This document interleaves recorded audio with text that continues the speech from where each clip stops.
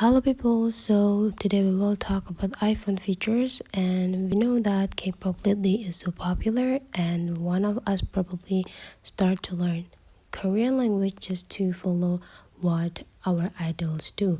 So if you want to have the characters or letters of the Korean language, you can activate it or get those characters into your keyboard by this step.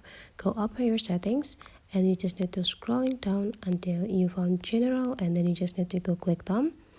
The next thing you need to do is scrolling down again until you found keyboard.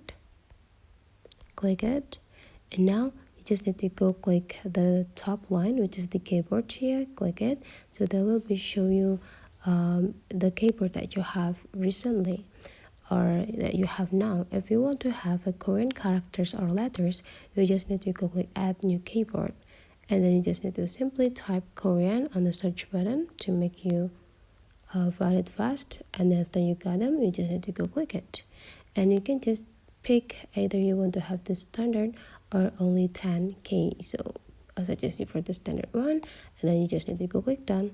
Now whenever this Korean is already appear on your keyboard collections in this place, so you just need to go back into the home screen. You can open your Apple Notes to just check either you already got the Korean letter or Korean characters or not by go click this globe icon here until you got this Korean letter on your keyboard. So that's for today's tutorial. Hopefully you enjoy this video, and let's meet again in two other tutorial.